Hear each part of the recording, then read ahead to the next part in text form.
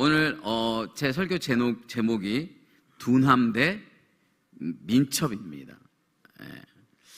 오늘 성경의 주인공이 다니엘이죠. 다니엘은 어느 날 집에서 놀았는지 바깥에서 친구들하고 놀고 있었는지 모르지만 갑자기 전쟁이 일어났고 그들은 포로로 잡혀오게 되었습니다. 무슨 영문인지 모르고 포로로 잡혀왔고 그들은 포로 생활을 하게 되었습니다.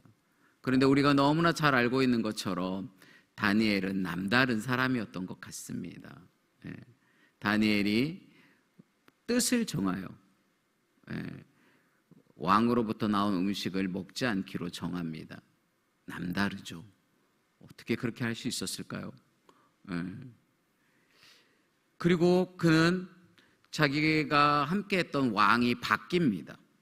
처음에 자기가 섬겼던 왕은 느부갓네살이었는데 그 다음에 새로운 왕이 세워졌는데 벨사살이라는 왕이 세워집니다.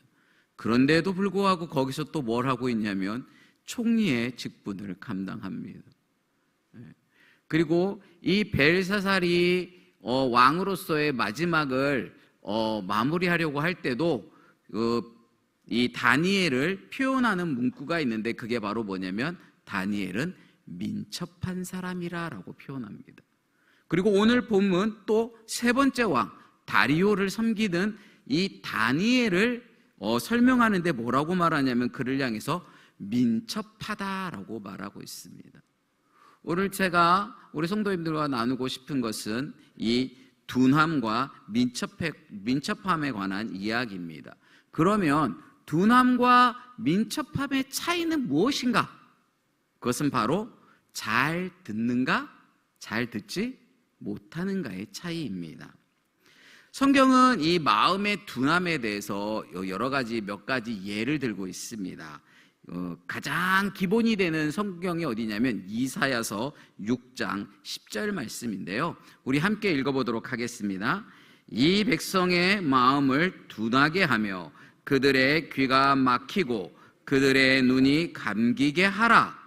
염려하건대 그들이 눈으로 보고 귀로 듣고 마음으로 깨닫고 다시 돌아와 고침을 받을까 하노라 하시기로.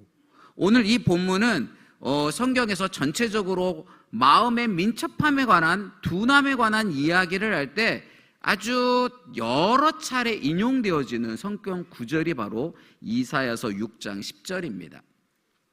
오늘 여기 보니까 뭐라고 말하고 있습니까? 마음이 둔하면 뭐가 일어나요? 귀가 막혀요. 마음이 둔한 이유를 가만히 살펴보니까 뭐 했다고요? 귀가 딱 막혔어요. 다시 말해서 귀가 막혔으니까 뭐 할 것 같아요? 듣지를 못해요. 근데 듣지를 못하는 거는 크게 두 가지로 이야기할 수 있습니다. 들려주는데 듣지 않는 거죠, 일부러. 또는 들려주어도 이미 막혀 있어서 들리지가 않는 거예요. 둘 중에 하나입니다.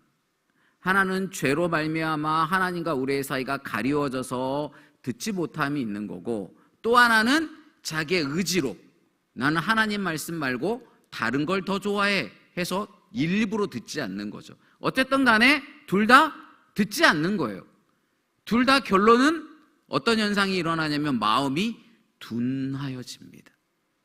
그래서 마태복음에 보면 예수님이 이것을 이렇게 인용하고 있는 것을 볼 수 있습니다. 마태복음 13장 10절과 14절 15절을 함께 한번 읽어보도록 하겠습니다. 제자들이 예수께 나와 이르되 어찌하여 그들에게 비유로 말씀하시나이까? 이사야의 애언이 그들에게 이루어졌으니 열일렀으되 너희가 듣기는 들어도 깨닫지 못할 것이요 보기는 보아도 알지 못하리라. 이 백성들의 마음이 완악하여져서 그 귀는 듣기에 둔하고 눈은 감았으니 이는 눈으로 보고 귀로 듣고 마음으로 깨달아 돌이켜 내게 고침을 받을까 두려워함이라 하였느니라. 아멘. 10절에 제자들이 예수님께 이렇게 물어요. 왜 사람들에게 좀 쉽고 알아듣기 좋게 말씀을 해주시면 예수님 말을 그 사람들이 더 잘 들을 텐데 왜 예수님은 그걸 비유로 말씀하시죠? 그 사람들이 잘 못 알아듣는 것 같아요 라고 예수님께 묻는 질문에 대해서 14절과 15절에 이렇게 무엇을 인용하냐면 이사야서 6장 10절 말씀을 인용하는 거예요. 그들은 뭐 하는 거예요? 듣기는 들어도 깨닫지 못하고 보기는 보아도 알지 못해요. 그래서 귀는 듣기에 둔하고 눈은 이미 감아버렸어요. 그러니까 하나님의 말씀이 들려줘도 그들은 뭐 한다는 거예요? 깨닫지 못한다는 거예요. 계시록에는 귀 있는 자는 들을지어다라고 말합니다. 굉장히 중요한 말씀입니다. 이 말씀이 성경을 쭉 꿰뚫고 있는데 그게 바로 저와 여러분에게 하고 있는 말입니다. 뭐 하라고요? 잘 들어야 된다는 말입니다. 내 마음대로 들으면 안 된다는 뜻입니다. 비유는 해석을 해야 되는데 해석을 정확하게 하지 않으면 엉뚱한 답을 찾아오거든요. 하나님의 말씀도 마찬가지입니다. 우리가 그 말씀을 정확하게 이해하지 못하면 엉뚱한 해석을 가지고 엉뚱한 답을 찾아다닙니다. 그게 바로 이단입니다. 그래서 말씀은 해석이 중요합니다. 굉장히 복음적인 교단들이 이 영역을 굉장히 중요하게 여깁니다. 해석이 올바라야 좋은 말씀, 적용이 만들어집니다. 그래서 좋은 해석을 할 때 설교도 좋은 설교가 나옵니다. 우리가 하나님의 말씀을 들을 때 이 영역이 필요합니다. 또 성경에 보면 마가복음 6장 25절에는 이렇게 말하고 있습니다. 함께 읽겠습니다. 이는 그들이 그 떡 떼시던 일을 깨닫지 못하고 도리어 그 마음이 둔하여졌음이라 라고 말하고 있습니다. 이 사건은 어디에서 나오는 사건이냐면 오병이어를 마치고 난 다음에 예수님이 물 위를 걸어오시는 사건에 나타나는 사건입니다. 그러니까 그들이 예수님을 아직도 이해하지 못하는 제자들의 모습을 성경은 뭐라고 표현하고 있냐면 마음이 둔하다라고 말하는 겁니다. 이 앞에 사건이 뭐냐면 오병이어입니다. 뭘로요? 보리떡 5개하고 물고기 2마리로 몇 명을 먹여요? 5,000명을 먹입니다. 제자들이 와서 예수님께 그러거든요. 이 사람들을 다 먹을 것을 먹으러 마을로 보내지요 그랬어요. 근데 요즘 여러분 한 끼 식사가 얼마 정도 하죠? 그냥 한 10,000원이라고 생각해 볼게요. 그보다 요즘은 더 많이 나가는 것 같긴 하지만 10,000원이면 남자만 5,000명이에요. 5,000명을 식사 대접을 해야 돼. 10,000원짜리. 얼마 들죠? 계산이 안 나오세요? 근데 여자도 있고 어린이도 있어. 뭐 어떤 분들은 한 2만 명이라고 계산하는 분들도 있어요. 그냥 이거 애놀이 다 떼고 10,000명이라고 치자고요. 그 10,000명을 10,000원짜리 식사 대접을 해야 돼요. 얼마 들어요? 1억이에요. 1억. 그죠? 예수님이 1억짜리 식사 대접을 하고 오셨다고요. 뭘로 가지고? 보리떡 5개, 물고기 2마리로 1억짜리 식사 대접을 하고 그것도 걷었더니 뭐예요? 많이 남았어요. 근데 제자들은 지금 이 폭풍이 있는 배 위에서 예수님이 걸어오시는 모습을 보고 예수님의 놀라운 이적을 보았음에도 불구하고 그 예수님이 누구인지를 깨닫지 못하는 거예요. 왜? 마음이 둔하여져서 그러는 거예요. 또 다른 성경에는 이렇게 표현합니다. 마가복음 8장 17절은 이렇게 말합니다. 예수께서 아시고 이르시되 너희가 어찌 떡이 없으므로 수근거리느냐? 아직도 알지 못하며 깨닫지 못하느냐? 너희 마음이 둔하냐? 라고 또 꾸짖습니다. 이 사건은 아까 앞에 있는 사건하고 좀 다른 사건입니다. 이 사건 앞에는 뭐가 있었냐면 4,000명을 떡을 떼어 먹인 사건이 이 앞에 기록되어져 있어요. 그런데 떡을 걷었거든요. 근데 제자들이 깜빡 잊고 떡을 못 갖고 온 거예요. 그리고는 예수님이 이 8장 17절 앞에 바리새인과 헤롯의 그 누룩에 대해서 주의할 것을 이야기했더니 이 제자들이 그 말을 이해 못하고 무슨 이야기하고 있어요?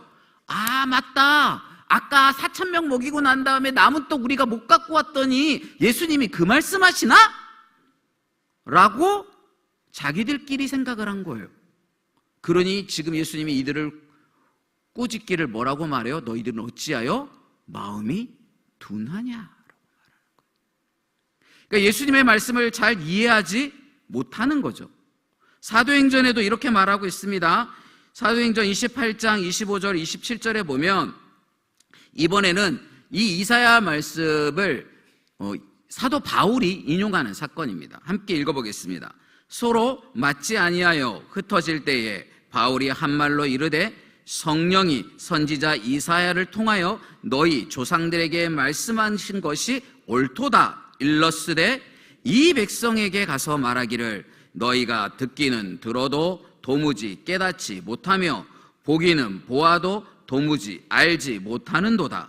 이 백성들의 마음이 우둔하여져서 그 귀로는 둔하게 듣고 그 눈은 감았으니 이는 눈으로 보고 귀로 듣고 마음으로 깨달아 돌아오면 내가 고쳐줄까 함이라 하였으니 라고 말하고 있습니다.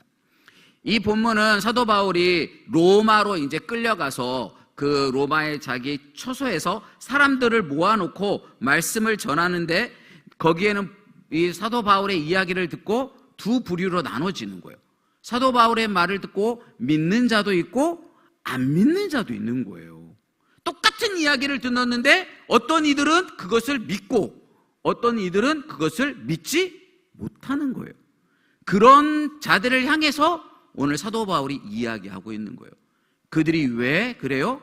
귀가 둔하여진 거예요. 듣기는 들어도 깨닫지 못하는 거예요.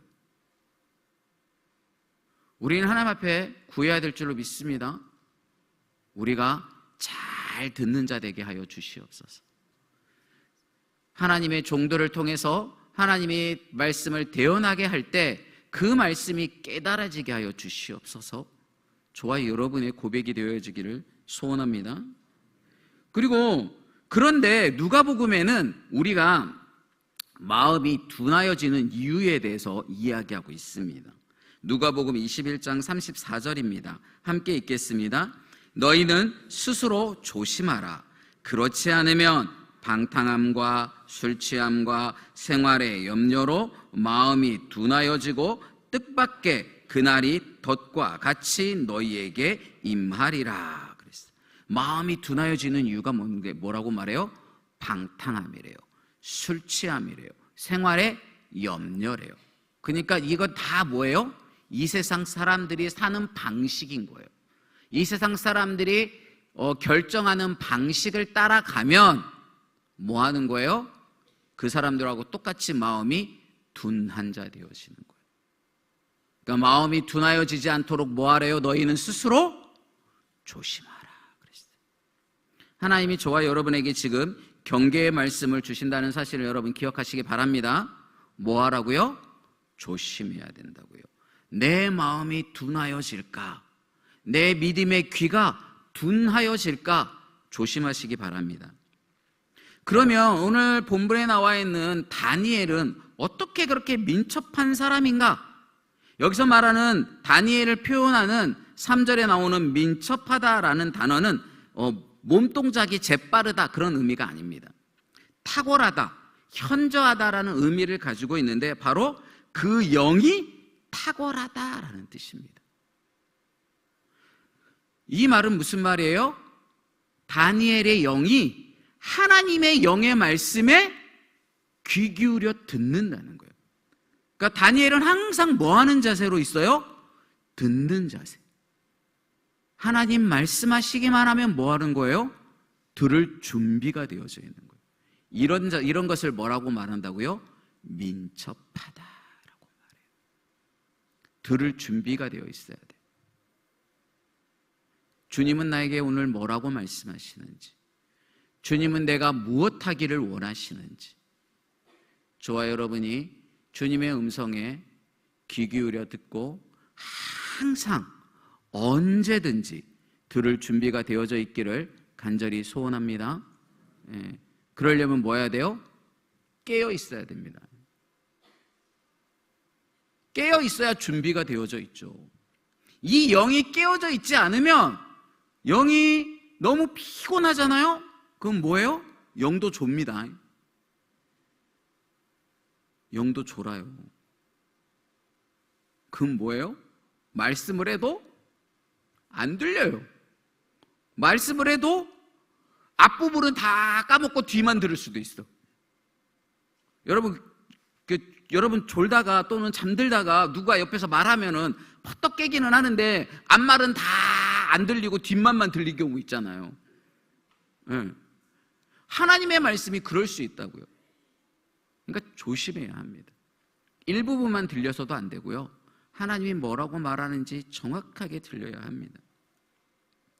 그래서 하나님의 영에 사로잡힌 사람들은 세상에 취해서 마치 그것이 진리인 것처럼 살지 않습니다.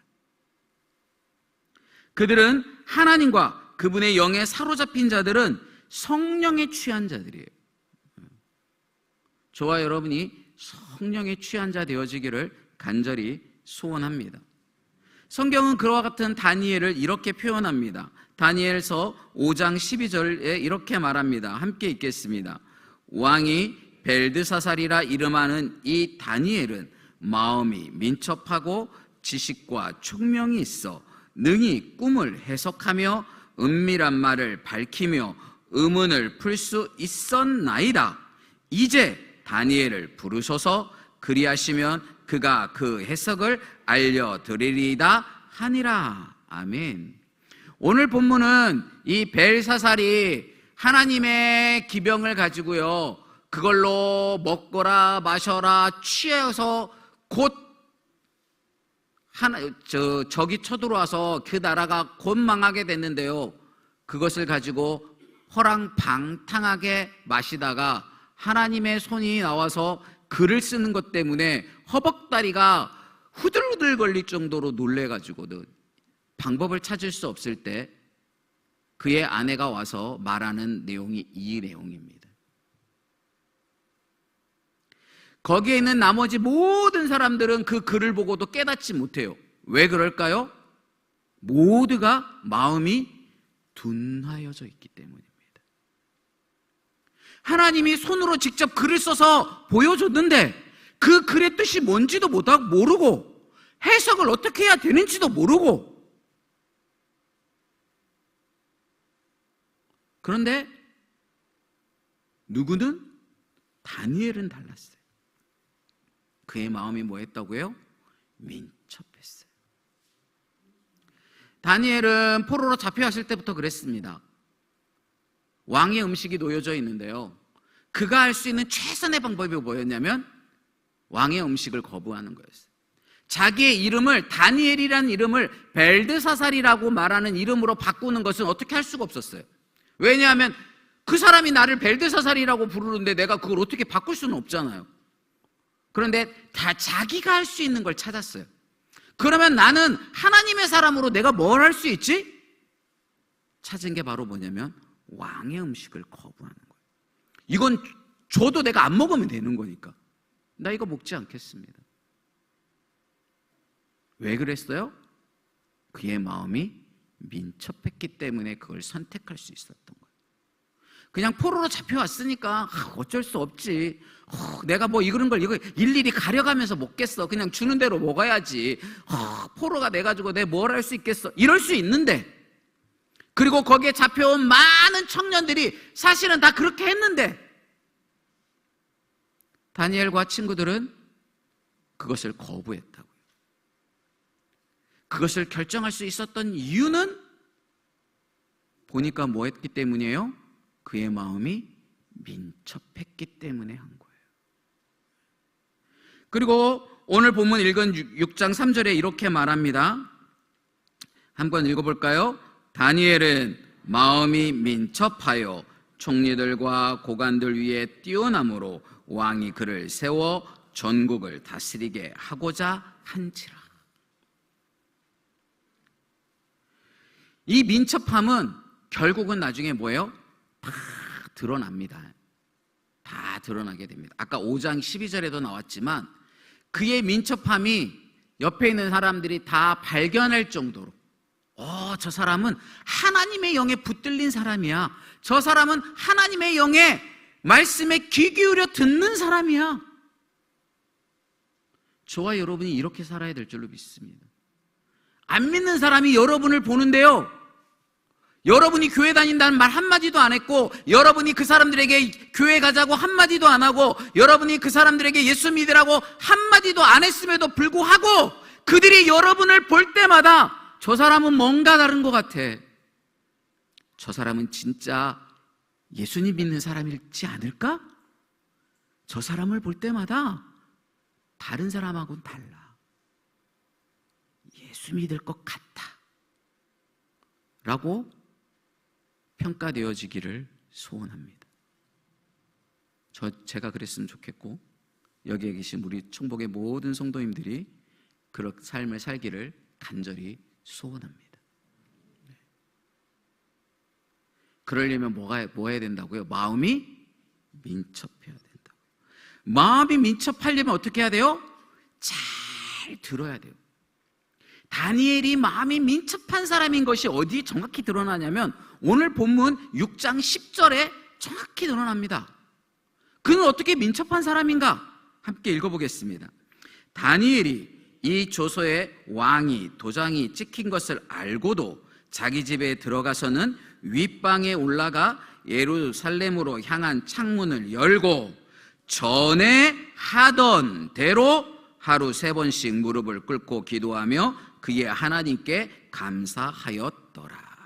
여기 본문에서 아주 중요한 게 하나 있습니다. 그게 바로 뭐예요? 전에 하던 대로. 지금 급하게 급조해서 기도한 게 아니라고요. 급한 일이 생겨서 아이고 이걸 어쩔까, 이걸 어떻게 하면 좋지, 그래 하나님께 구해볼까 하고 구한 게 아니라, 그는 항상 뭐 할 줄 알았어요? 하나님께 구할 줄 알았어요. 기도는 뭐 하는 거죠? 하나님과 대화하는 거잖아요. 여러분, 기도는 내가 하고 싶은 이야기를 막 내뱉는 게 기도가 아닙니다. 여러분이 성숙한 기도를 하기를 원하신다면 하나님의 말씀도 듣고 여러분의 말도 할 줄 아는 기도를 하기를 소원합니다. 제가 예전에도 한번 말씀드렸는데, 저는 하루의 시작의 기도 시작이 그거예요. 첫 마디가 주님, 제가 뭐 하기를 원하세요? 제가 오늘 어떻게 살기를 원하세요? 그리고 기다려요, 주님의 말씀을. 그리고 나중에 제가 하고 싶은 이야기를 해요. 우리는 기도를 자꾸 내 말만 해요. 내 말만. 들어야죠. 들어야지. 내 말만 막 하는 분들은 죄송하지만 주님을 주님으로 인정하지 않고 꼭 도깨비 방망이로 여기는 분일지도 모르겠어요. 내 소원 들어주는 분, 내 바라는 거 이루어주시는 분. 물론 그것이 틀린 말은 아닙니다. 문제는 그게 반쪽짜리인 게 문제인 거죠. 기도는 말하는 것도 맞습니다. 절대 틀린 게 아닙니다. 근데 말하기만 하면 반쪽이라는 거예요. 뭘 잘해야 된다고요? 먼저 듣기를 잘해야 돼요. 듣기를 잘해야 민첩한 사람이 되는 거예요. 영이 민첩해야 내가 무엇을 구해야 되는지도 지혜롭게 구하게 됩니다. 그러기 때문에 영이 민첩하지 않으면 기도가 두서가 없어요.